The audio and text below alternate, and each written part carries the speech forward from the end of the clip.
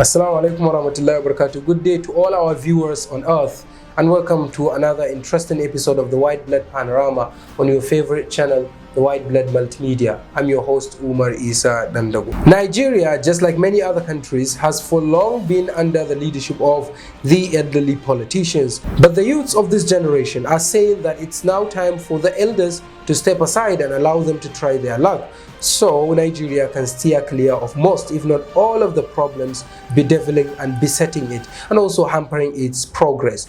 But one thing to note is that leadership is not about trying one's luck, it's about capacity and capability, among others. So do the youths of Nigeria have such qualities? Well, we're gonna try and find out in the course of the program. And to look at this issue thoroughly, I'm joined in the studio by Comrade Adnan Mukhtar. He got his degree from the then Northwest University, now known as Yusuf Metamasile University. He then worked for that popular investigative online newspaper of Ja'far, that's Daily Nigerian. In 2019, he published a book titled Not Too Young to Run, a collection of his personal experiences, among other things. After that, he contested a seat at the State House of Assembly here in Kano to represent his local government of Nasarawa, but under a banner of, a small, not so influential party. It's called UPC. He didn't win, but that opened up a lot of opportunities for him. Well, Honorable Comrade Adnan Mukhtar joins me now in the studio. Thank you very much indeed for coming on the show. Thank you very much. Well, we're going to be talking about the youths and politics. Are they ready to take up the mantle of leadership of this country? Remember, Nigeria is the most populous nation in Africa, the most populous black nation in the world, having over 200 million people. Well, and most of the percentage, I mean, the young people amount to more than 50-60% of the total population of the country. Do you think they are ready to lead? This is the question. Yeah, we cannot say that the young people are not ready to lead. Rather, they are ready to lead. People like me have proved that we are ready. But there are so many challenges, many obstacles that if not addressed, then the youth will never take the mantle of leadership. So what are those challenges? Yeah, it's not a matter of the challenges. You see, power is not going to come to the young people on a platter of gold. What do you mean? On a platter of gold, so easily. Okay. You just go and clinch the mantle of leadership. No. There are some processes to follow, and participating in that processes, which we refer to as political process, is what will determine the readiness of young people taking over the mantle of leadership in this country. So many challenges, obstacles facing young people, because I have the experience. I was on the ballot in 2019, and having understood that smaller platform would never work, I decided to contest again, aspire under a bigger platform, that is the People's Democratic Party. And contesting under the People's Democratic Party taught me so many lessons, more than the ones I learned in my previous contest in 2019. And these lessons, this one I faced the delegates, the godfathers, the real godfathers are here, while in the other smaller platform I just got the ticket easily, without you didn't even pay for the ticket? Any primary election, nothing like that. What about the fee, the ticket fee? The fee, I paid for that, but it's very cheap. How much was it in 2019? In 2019 in UPC, I think the fee for the form was not up to 100,000 naira. 100,000 naira. But in PDP, the fee for the form is 700,000 naira. 700, close to $1 million. Yeah, for state assembly. Not to talk of the expenses in Abuja. Your flight ticket to Abuja, you spend more than $1 million.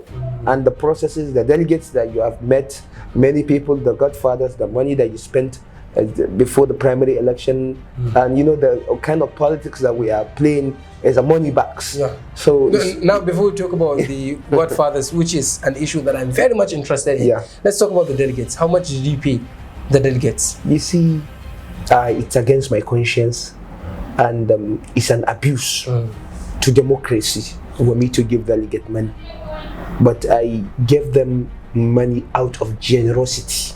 So that the same thing. It's the same story. Not that they should pay me back or they should vote something for me. No. After I contacted now a delegate that this is my manifesto, this is what I have for you if you voted for me to clinch the party ticket, this is what I want to do for you. So before that person departs, we'll just have something for him that he should use this for his transport. As in like 5,000, 10,000? No. 200,000? No. What's like? A huge amount of money. You have to give them nothing like less than 20,000 naira. 20,000 naira. Yeah, you have just to give them like transport fare. Less than, no, I cannot tell you exactly what I've given them, which is very wrong. It's very wrong. I told you that I did not do that to them to bribe them so that they vote for me. It's against my conscience. But someone I can't still the same thing. Anybody that would you either give it as a bribe or you give it as transport fare. It's still the same story. You just give money. No. You gave money to a delegate and you wanted them to vote for you. I don't want him. I gave them money out of generosity. You know, kindness. Yes. You have to be kind to people. Maybe it's that kindness that will, that would give them a sense of attraction in me, that I'm the person that they should vote for. So the other guys that you refer to as corrupt politicians, you and many other people are calling them as corrupt people, they also claim that they are giving such money out of generosity, just like, to use the expression you have used. No, so there is no difference. The kind of money, it's just the wording, the vocabulary. There's difference between the money they give and the money that I give. Okay. I'm just a PR practitioner, a media consultant. I think I don't have that much money that I can even compete with these big politicians that are giving money in dollars. Oh my God. You don't have. I don't even have the dollar to give. Let me use this Buhari's phrase. I don't have the dollar to give you, but I will give you my all. Yes, of course. He didn't give. Yeah. He didn't pay his delegates back. Yeah, I did not give them money, but I have told them my manifesto. What I believe is that the delegates are not understanding the politics of ideology. Yeah. They are not after your manifesto. They are not after of your competence, of your capacity. They are not after anything like that. They are only after the instruction of their godfather. You see, one of the delegates looked at me and he told me that, comrade, you are too academic. Oh, yes, of course, because you're a lecturer. I don't think you have gone to school. I have gone to school. I don't think we can control you. Okay. Maybe you are too independent. Because you are educated. Yeah. You've been to school. You the person that I contested, that we participated in the primary election with, I'm very much sure, I'm not bragging. I'm not proud of myself, but I'm very, very much sure that I'm more 100% more competent than him. In terms of education? In terms of, I don't want to, it will come to somehow like, bragging or prouding. We don't want to go to that. Okay. But I'm competent, more competent than him. I'm not talking about whether, but let people put us on a scale that between my opponent, put us on a scale, our background, our manifesto. We should just look at the manifesto. But you need to understand that the politics of Nigeria, the real politics that we play in Nigeria, I mean the politicians play in Nigeria, is not the one that you have studied. You're talking about political ideology, and that you have studied at university. So it's not. It's more of a practical politics rather than theoretical politics. That is why I'm participating. But they cannot take it. I participated, and I got the needed experience. Yeah. Do you know why I participated? No. Okay, I participated because the way things are deteriorating in this country is alarming. And if things did not get better in the next 20 years or in the next 30 years, one day, if my child, my son or my daughter came to me, maybe they will have that conscience that why are things going on? Why are things deteriorating in this country? Why are things not going the way it is supposed to in this country? Daddy, what have you done? I said, I've done my best. So they would challenge you? Yeah, they will not challenge me. I will tell them that I will not feel guilty. I will tell them that I have done my best. I have tried my best. Yeah. This is what I have done.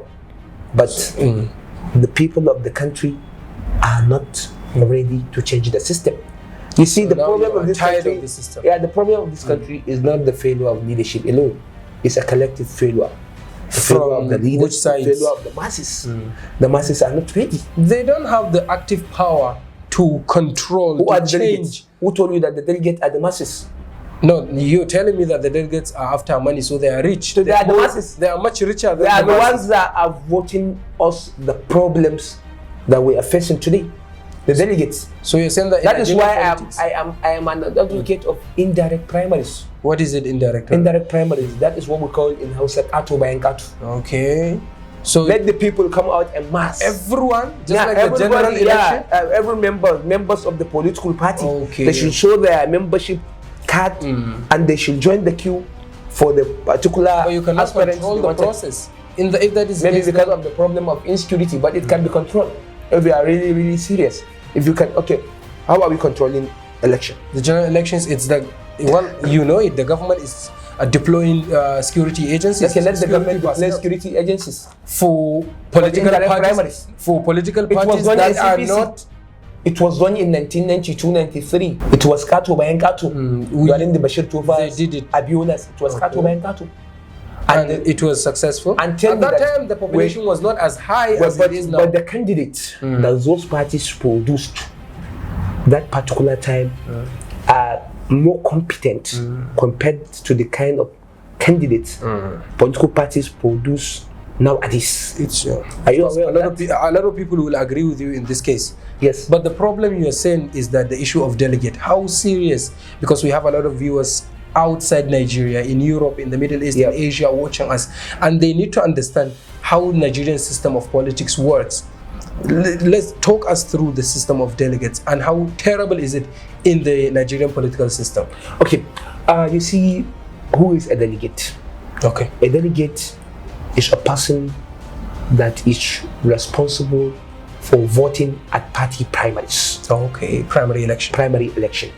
And these delegates depends on the political party's constitution. In PDP, we have three delegate per ward. Okay. Per ward. Like And from these your delegates, ward, yeah, three from my ward. delegates. The party leaders at my ward will decide that so person should be delegates. And that is what happened. So had it been that the process of electing those delegates is transparent, is fair by party members, we elect competent people to become delegates, then I think we are going to be voting for delegates that if you bring money for them, one of them will even slap you. Yes, because it's morally and politically it's wrong. Morally, But who is responsible for electing delegates? Is it the party members? Okay, the party members. Party members. Those who have membership in our cards. party, because of the abuse of the political process, are the godfathers. They will just sit down and they will write their voice. Including in your party? In my party. Are you challenging the authority? I'm challenging them. I'm challenging my party. Okay. My party, and that is why I am discouraged in the political process. Okay. So I'm discouraged that the system won't change if we are going to be going like this. So let's now talk about issue of godfatherism. It's also a very much serious issue that is entrenched in Nigerian political system. Godfatherism. You now a young person, because literally what we are talking about is the youths of Nigeria ready to lead. Literally, one could not get a ticket without having godfathers, and godfathers are those elderly politicians that have a total control of the party, and they have the money to pump in, and they have the influence, the sheer influence to control and dictate what would happen or what would not happen. Now, how serious is it? Also the same question, this issue of godfatherism, and how big a problem is it? You see, it's a very big problem, and that's why I'm advising people that if you are contesting for any political office, make sure you have a godfather, because he has a significant role to play for you. You are advocating. If you really want to win that election. But for me now, I'm an advocate of, I'm a critic of godfatherism. I don't have a godfather. No, tell us. Yeah, I don't have a godfather. You don't have a godfather? I don't have a godfather. Even in PDP? Even in PDP. But we normally I have a political associate. No, but we normally see you on Facebook posting pictures with the big politicians in Nigeria. They are elders, they are guardians, they are mentors. They only mentored me. What if they only guide me. and I regarded them as my fathers. Okay, a mentor, a guide, a mentor, a guide can have an influence over your life. Yeah, over my life. Over my life. Political life. Political life. Yeah. Yeah. Is that true? He can guide me, but he cannot impose me. Okay, he cannot force you, but he can influence you. He cannot force me. But he can influence because I'm a man of conscience. What? Okay, I believe in what is right. Most of the political mentors that you see me with, mingling with, will never drop me for others. Meaning? They will not drop me as far as I am competent than my opponents. Okay. They will rather go for me. Okay. Because most of the political godfathers that I'm working with, any day, anytime, we used to discuss the problem of this country together with them. So they will never abuse the system.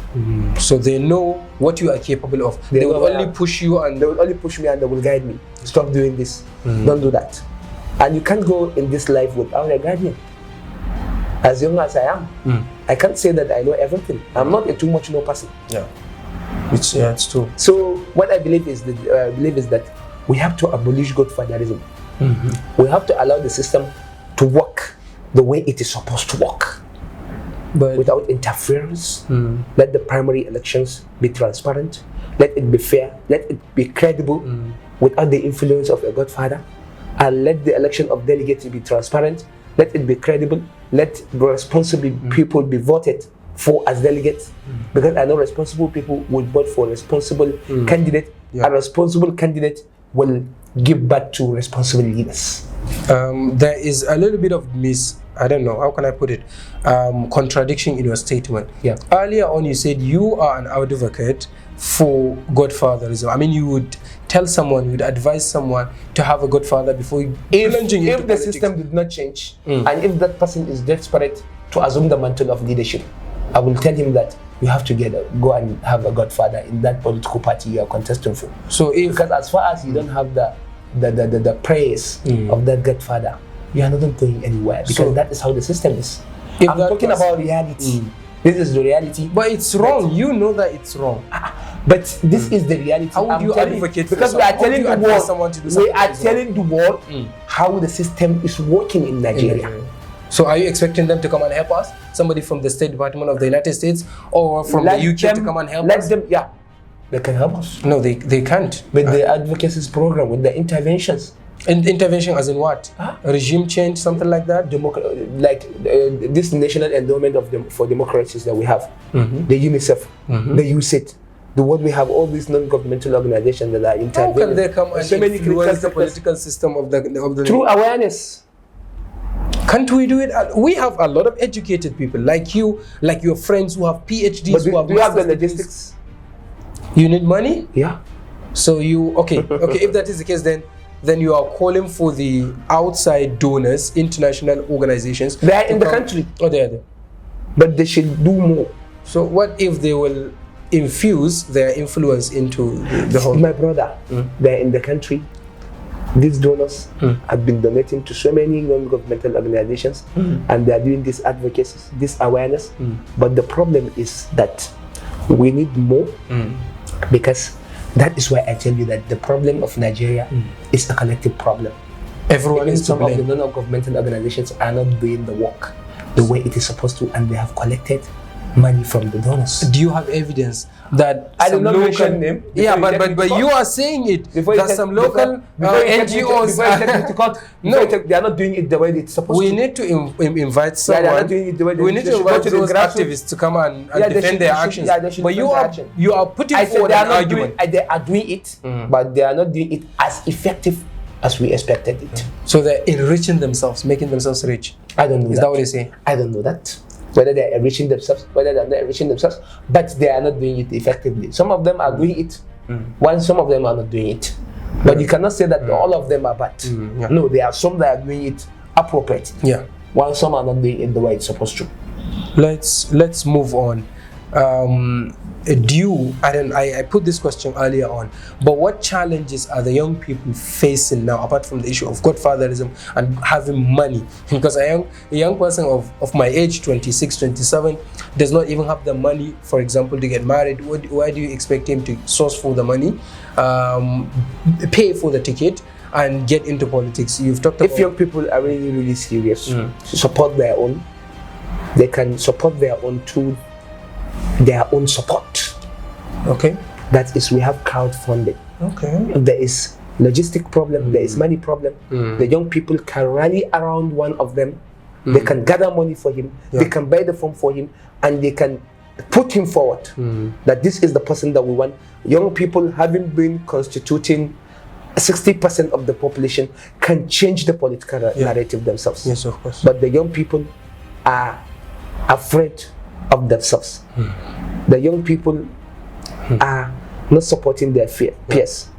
You understand? Yeah. They are not supporting their peers. So they are not united. They are not united. So because they are seeing the success of their fellow brothers as a threat to them. Okay, if like... But I did think young people will remove that thing, that when my brother Imam Andago contested and we supported him, when he succeeds, his success is our own success. I did think young people will understand this the better. So things will go. What is the root cause of this problem? Young people being disunited, not being united. Where is it? Is it because of the failure of the elderly politicians? I don't know. It's because of the failure of the elderly politician. But I can say is the failure of government to provide the young people with employment opportunities. Okay. The failure of the government to provide young people with the needed education. I think these young people are educated enough. They have access to so many basic amenities. I don't think they will look at the success of their fellow brothers as a threat. Let me put this comment to you. It has come from Hajara Abdullahi, popularly known as Philosopher Queen. She's studying mass communication at Bayero University, Kano. She says, and I quote, "The youths are not really ready to rule because they have made themselves so cheap that they are dancing to the tunes of their godfathers who are not ready to let go of the power." What do you have to say? What's your response? Do you know why the youth are not ready? Do you know why the youth are in this problem? Because the leaders that's supposed to provide them with education, with employment opportunities, have failed. Okay. Therefore, they are unemployed. They are street warmers. They are not doing anything. Therefore, they are being influenced by these godfathers with money, by these elders with money, because these elders are financially stable. They are financially okay. Since you are not financially stable, you are not financially okay. Okay, let me exploit you with that. Okay. And this is what the elders are doing, to exploit young people, and that is why they are dancing to the tune of those elders, because they don't have anything doing. They don't have money, and these elders will give them money. While Comrade Adnan will not give them money. He doesn't have the money to give them. Someone would say the reason why you have lost faith in the young people nowadays is because you have tried your luck and you failed. Is it true? And I did not get the support of young people because of personal grudges. Okay, as in what? Yeah, it is just personal grudges without any concrete evidence that whether I'm competent, whether I'm not competent. They just hate. Hate is too much. Yeah, but they just don't like you to. I don't know, not even me, but all the young people, in particular the youth. Most of the youth, not even me, any young people that will contest for election will face and will share this bitter experience. Right, another person who contested for election, he's going to share similar things. So we should continue allowing the elderly politicians, those who are we should continue making awareness. 65 years. We should continue making awareness. We should continue calling on leaders to do the needful. Provide young people with employment opportunities. Give them education. They are going to change. Okay, so when they change, then they will replace the elderly politicians. And do you think that the elderly politicians would just sit down and allow the young people to come out? The only thing is that my message is that young people should understand that power, they cannot change these old politicians away on a platter of gold. Just so easily. Until they unite themselves, until they come and rally and support themselves. But as far as they will not support their brothers, as far as they will continue to be building hatred on their brothers, envy on their brothers, because of a cheap reason, because of a personal grudge, insignificant reason, then young people will continue to be shouting or being marginalized. But nothing is going to change. And they will continue to do that for the rest of the time. Yes, nothing is going to change. We are running out of time. We've got like less than 5 minutes to go. Yeah. I don't know, it's too personal, but you need to talk about this. After you lost, and because of your opinion, your social media visibility, you got a lot of negative posts on Facebook and other social media platforms. A lot of people started flinging insults, the worst criticisms on you, and that probably might have affected you, can I say mentally, something like that. Did that happen, for example? Yeah, it has not affected me in any way because I have a firm belief in Allah subhanahu wa ta'ala. I considered it as my destiny, and nothing is going to change about what was written for me in the book of decree. What I understand is that some people have highlighted some of my shortcomings. Yeah. I have already addressed them, and I'm on the way of addressing them. You are fixing them. Yeah, I'll fix them. You believe that those I'm human. I'm human. Yeah. I'm not perfect. Yeah. I will fix them. Good. I will do them. But you really went through a lot during those times when they were criticizing But you. have that changed anything in me? Are you not seeing me okay? Yeah, have that stopped me from contesting? Have that stopped me from telling people the number of my votes? So people I told people that I got 2 votes. Yeah. And people I'm proud were of the 2 votes. the number of 2 votes. Of the 2 votes. But I'm proud of it that the posterity is going to judge me. History will be kind to me as someone who participated in the process to change the system. You broke the odd. Yeah, I broke the odd. I bought the form. I participated in the primaries. I contacted the delegates. I contacted the elders. I visited them. I worked for my party. Yeah. And I came out with my manifestos. This is what I have for the people. Now, are you? That's why all the bullying, have that stopped me from campaigning? Have that stopped other people from saying good things about me? So nobody is perfect. You Umar Dandago, you have your shortcomings. Of course, everyone I have my shortcomings. Everyone has. While some people have done that politically, some people have done it personally. It is personal to them. So they even went beyond. Some people it's personal. Yeah, it's personal. And they made it personal. Yeah, some people I believe it's political. It's political because of my criticism to their political leader, which I'm still on. Who is that? Their leader. Who? Their leader. Who? Their leader. Okay. The leader, the one the person whom Professor Faruk Perogi described as a local champion. Oh my God. Okay, is that Engineer Rabi Musa Kongoso? Yeah. So you have problems with his supporters? I don't support his political ideology, and I will never support that. Is that political ideology of exploitation? It's a political ideology of indiscipline. But you were once part of them. You were once part of them. When I was part of them, I was also insulting elders. Before we came into this studio, I was on Google searching for your pictures, and I saw one of the pictures of you wearing red caps. With I even visited him. Yeah, so as different occasions. I know that you have personal basis. I would visit him on personal.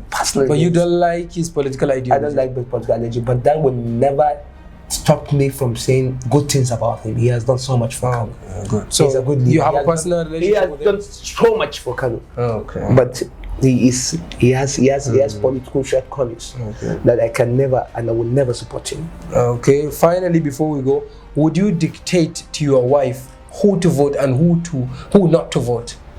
My wife? Yes, I know you have a wife. Yeah, I have a wife. I have a son. Oh, congratulations, mashallah. I have a son. Good. So would you dictate to her who to vote for and who not to vote for? It's all right. We're in democracy. But I will advise her that this is the so person. Based on so criteria, you should vote for him. So that on the day of judgment, when Allah subhanahu wa ta'ala asks you, why did you vote for this? Then you can defend yourself that I have voted for him because of so qualities. You can defend yourself.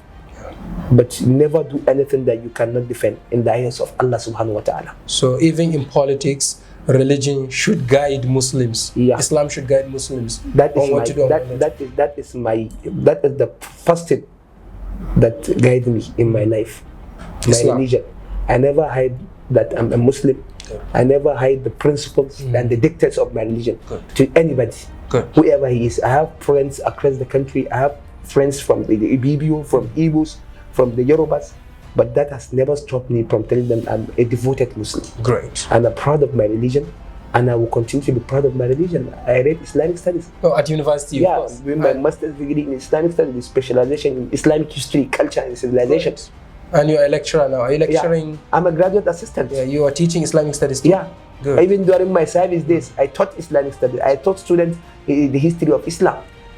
Great. You are proud to do that, and this is really important. Even though I was a postgraduate diploma in mass communication, and the most of my career is on journalism. I know you have been a journalist. A lot of people thought that you had studied mass communication. I studied mass communication. I had PG in mass communication. No, I mean you had done your degrees. Yeah, no. MashaAllah. So that's good. Finally, before we go, two things. Your words of advice to your fellow young people. They should come out and participate in the political process. They should vote, and they should support someone based on competence. So finally, what do you have to say about this program and the interview? This is a very inspiring program. It's a very, very good platform that will help towards motivating and inspiring young people. Good. And I believe that today, people that are watching this program will see me and you as mentors. Maybe you as a mentor, as a mentor in journalism. In journalism. As a good journalistic mentor. While me, Adnan, as a journalist, as a politician. Yeah. Your profile is much better than mine. No, of course. We are growing. Gradually, everything is going to connect. Thank you very much indeed, comrade, for being on the program. It's really an honor to have you here. And I hope I did not press you too much. No. Thank you very much, comrade. That has been Comrade Adnan Mukhtar Tudunwada on Whiteblood Panorama with me, Umar Issa Dandogo. On behalf of everyone that has contributed to the production of the program, and the big boss Zainab Abdurrahman May Agogo, I am Umar Issa Dandogo saying goodbye and have a wonderful day ahead.